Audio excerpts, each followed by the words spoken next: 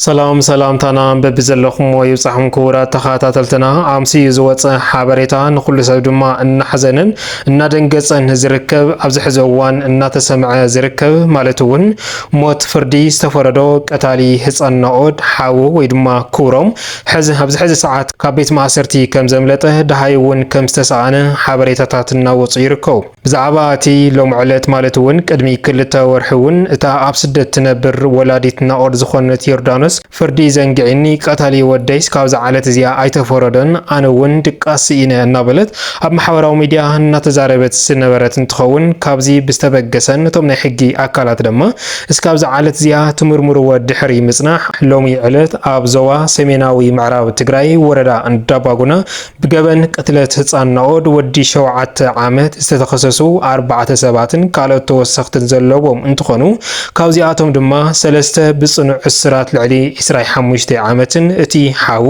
ወይ ድማ ቀታሊኡ ተዋሂሉ ቅድሚ ሕዝውን ኣብ ማሕበራዊ ሚድያና ተዘርግሐ ዝነበረ ክብሮም ነድዩ ሓዋ ወይ ድማ ኣኩ ዝኸውን ዘሎ ነቲ ሞዋቲ ህፃን ናኦድ እውን ሎም ዕለት ሞት ፍርዲ ከም ዝተፈረዶ ኣብ ማሕበራዊ ሚድያ እናተዘርግሐ ዝወዓለ እንትኸውን ማለት እውን በቲ ቅትለት ህፃን ናኦድ ዝተኸሰሱ ልዕሊ 5 እንትኾኑ ካብዚኣቶም ድማ ዝተወሰኑ ብጽኑዕ እስራት ልዕሊ 25 ዓመት እቲ ሓውን ዋና ቀታሊኡ ቅርሺ ተቐባሊ ዝነበረ ድማ ሞት ፍርዲ ከም ዝተፈረዶ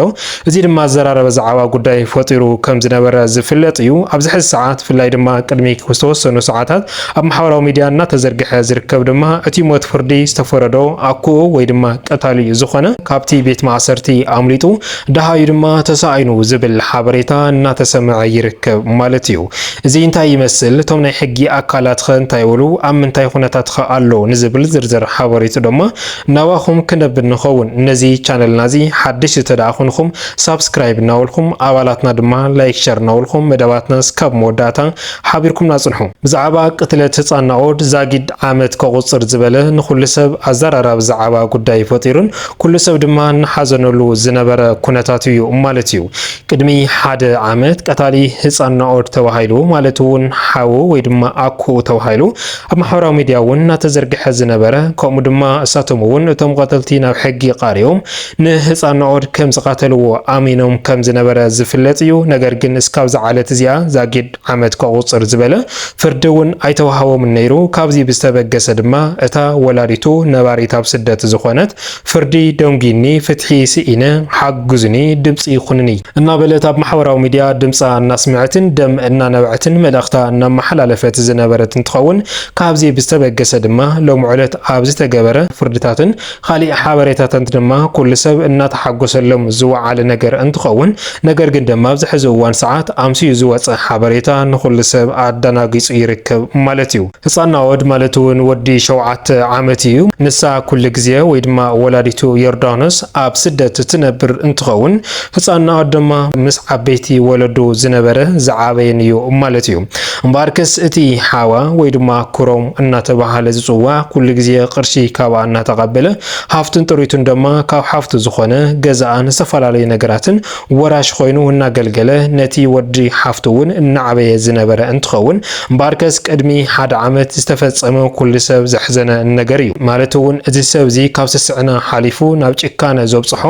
ካብቲ ባዕላ ፈቂዳ እትዎ ቅርሽን ካሊእ ነገራትን ሓሊፉ ነቲ ወዳ ማለት እውን ወዲ ሃፍቱ ብምዕጋትን ብምጭዋይን ንሳ ቅርሺ ክትልኽ ብምግባር ካብዚ ብዝተበገሰ ድማ ካልኦት ሓገዝቱ እውን ልዕሊ 3-4 መናእሰይ ኣዋዲዱ ዝተወሰኑ ቅርሺ ተቐበልቲ ተወሰኑ ድማ ቪድዮ እናጋረፁ ናብ ኣድዩ መመሓላለፍቲ ዝነበሩ ክስተት እዩ ማለት እዩ። እዚ ድማ ንኩሉ ሰብ ኣሕዚኑን ኣገሪሙን ዝነበረ ክስተት እዩ። ምክንያቱ እዚ ሰብ እዚ ኩሉ ግዜ ሃፍትን ጥሪትን ንብረትን ካብታ ሃፍቱ እዩ ዝረክብ ነይሩ። ኩሉ ገዛ እውን ንሳ እያ ተስርሐሎም ዝነበረት ማለት እዩ። እምበኣርክስ እዚ ቀታሊ ህፃን ናኦድ ተባሂሉ ቅድሚ ሓደ ዓመት ህፃን ናኦድ ጠፊኡ ተባሂሉ ጨዋኢ ድማ ይተፈለጠን ኣብቲ ግዜ ንሱ ድማ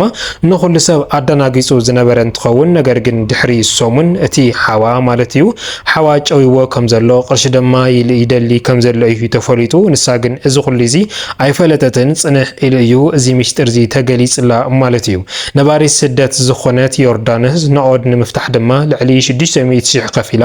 ጽንሕ ኢሉ ድማ 1 ሚልዮን ወስኺ ተባሂላ ንሱ እውን 1 ሚልዮን ወሲኻ እዚ ኣያኽሎሙን ኢሉ ድማ ጽንሕ ኢሎም 2 ሚልዮን 3 ሚልዮን ናውሉ ግዜ ወሲዱ እቲ ወዳ ወይ ድማ ህፃን አዱውን ብጥሜትን ብጻሚን ክሞት ኣብ ዝቀረበሉ ሰዓት ሕማቅ ቪድዮ ቀሪጾም ባዕሉ እቲ ወዳ ማለት እዩ ቅርሺ ይለኣኽሎም ተዘይኮይኑ ድማ ክቃትልኒ እዮም ዝብል መልእኽቲ ኣመሓላሊፍላ ከም ዝነበረ እዩ። ነገር ግን ቶም ናይ ሕጊ አካላት እውን ጠጠው ኣይበሉን ወሰና ወሰኑና ኣለሽን ስርሖም እናሰርሑ ስለ ዝነበሩ እዚ ህፃንና ወድዚ ንክልተ ሰለስተ መዓልቲ እዚ ህፃንና ወድዚ ንክልተ ሰለስተ መዓልቲ ካብ ማሕበራዊ ሚድያ እውን ኣጥፊኦም ማለት እውን ቅርሺ ሃብና መዋል እውን ገዲፎም ኣበይ ከም ዘለዎ እውን ኣይፍለጥን ነይሮም። ነገር ግን ኣብ መበሊ ሻውዓይ መዓልቲ ህፃንና ወድ ብዝሕዝን መልክዑ ተቐቲሉ ኣብ ቢንቶ ተደውርዩ ከም ዝተረኸበ ዝፍለጥ እዩ ማለት እዩ። ክቡራት ሰማዕትና ብዝገርም መልክዑ ማለት እውን ህፃንና ወድ ኣብቲ ግዜ ንሱ ኣብቲ ቢንቶ ተቐቲሉ ክርከብ ከሎ ብሓለፍቲ መገዲ ዝተረከበ እንትኸውን ሲደማ ላፍቶም ናይ ሕጊ አካላት እዮም ኣመልኪቶም ቶም ናይ ሕጊ አካላት ድማ ብዝገበርዎ ርብርብ ቀታሊኡን ተሓዋወርትን ኣፈሊጦም እቲ ቀታሊኡ ሓዋ ወይ ድማ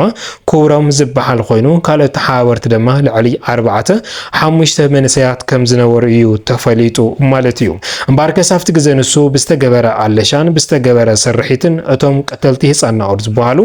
ቀንዲ 3 እንትኾኑ ካልኦት ተሓዋወርቲ ድማ 3 ዘለዎም ጠቅላላ ድማ 6 ዝነበሩ እንትኾኑ እዚኦም ድማ ናብ ቤት ማእሰርቲ ኣትዮም እስካብ ዝዓለት እዚኣ ተኣሲሮም ከም ዝነበረ ዝፍለጥ እዩ። እምበር ከስ ቅድሚ 2 ወርሒ ከም ዝፍለጥ ኣድዩ ማለት እውን ነባሪ 6 ዕዲ ዝኾነት ኣብ ማሕበራዊ ሚድያ ወፅያ ፍርዲ ዘንጊዕኒ ፍትሒ ሲኢነ እናበለት ብዝነበረት ሎሚ ዕለት ግን ቶም ናይ ሕጊ አካላት ብዝሃወ ፍርዲ ማለት እውን ቀዳማይ ተኸሳሲ ክብሮም ወይ ድማ ብቅትለት ወዲ ሓፍቱ ዝተጠርጠረ ሞት ፍርዲ ከም ዝተፈረዶ ዓንዶም ገብረስላሴ 25 ዓመት እስራት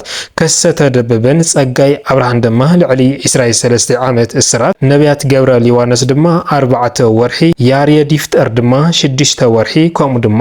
እቲ 600,000 ዝተቀበላ ንኽምልሰላ ሎሚ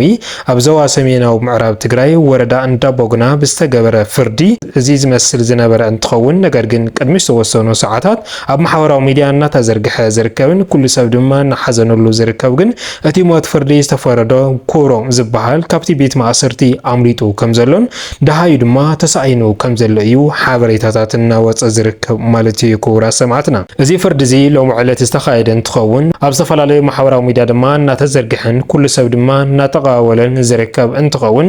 ማለት እውን በቲ ኣብዚ ሕዚ ሰዓት ተፈጢሩ ዘሎ እቲ ሞት ፍርዲ ዝተፈረዶ ብቅትለት ህፃንና ወዲ 7 ዓመት ዝተተሓዘ ግን ኣብዚ ሕዚ እዋን ካብ ቤት ማእሰርቲ ኣጥፊኡ ኩለን ከተማታት ድማ ነዚ ሰብዚ እናኣለሻ ይርከባ ዝብል ሓበሬታ እናተሰምዐ ይርከብ ማለት እዩ። ቀተልቲ ህፃንና ወድ ተታሒዞም ፍርዲ እውን ተዋሂቦም ተዋሂሉ ኣዲኡን ቤተሰቡን ሓጎሶም እናገለጹ ዝነበረ እንትኸውን ማለት እውን እዚ ፍርዲ እዚ ካሊእ ሰብ ንኻሊእ ሰብ ንኸይቀተልን ከምኡ ድማ ዓብይ መሃራይ ዝኾነ ፍርዲ እዩ እናተባሃለ ዋላ ደኣ ኣብ ልዕሊ ሓዋ ሞት ፍርዲ ፈረዳ እምበር እዚ ንብዙሕ ሰብ ብሂወት ንዘለዉ ከምህርዩ ተባሂሉ እዩ እዚ ሞት ፍርዲ ዝተፈረዶ ማለት እዩ። ብዝሕዝን መልክዕ ግን ካብ ምንታይ ምዃኑ መበገሲኡ ብዘይተፈለጠ እቲ ሞት ፍርዲ ዝተፈረዶ ክብሮም ሓዋ ቀታሊ ወዳ ዝኾነ ቀታሊ ህፃንና ወዲ 7 ዓመት ዝኾነ ሎሚ ካብቲ ቤት ማእሰርቲ ከም ዘምለጠ እዩ ሓበሬታ እናወፀ ዝርከብ። እቶም ናይ ሕጊ አካላት ካብ ዝዓለት እዚኣ ዘውፅዎ መግለፂ ወይ ድማ ጽሑፍ የለን። ነገር ግን ዝተፈላለዩ ሓበሬታታትን ኣብ ማሕበራዊ ሚድያ ግን እቲ ሞት ፍርዲ ዝተፈረዶ ክብሮም ኣብዚ ሕዚ እዋን ካብ ቤት ማእሰርቲ ኣምሊጡ ደሃዩ ድማ ተሳኢኑ ከም ዘሎ እዩ እናተሰምዐ ዝርከብ። ብሓፈሻ ሎሚ ዕለት ኣብ ቀተልቲ ህፃንና ወድ ልዕሊ 4-5 ዝኾኑ ወጣታት ዝተገበረ ፍርዲ ኩሉ ሰብ ድጋፉ ዘቕረበን ርእይቱኡ ዝሓበን እንትኸውን በዛ ኣብዚ ሕዚ ሰዓት ስማዕ ዘላ ሓበሬታ ግን ኩሉ ሰብ እናሓዘነ ይርከብ። ባርከስን ሎሚ ዝወናዮም ዝርዝር ሓበሬታና እዚኦም ይመስል ነይሮም። እስካብ መወዳእታ ሓቢርኩምና ፀናሕኩም ካብ ልቢ እናመስገና ኣብ ዝቕፅል መደባትና እስካብ ንራኸብ ሰላም ሰናይ ፃንሒት ይጎረልኩም። ሰላምታይ ንዓኹም።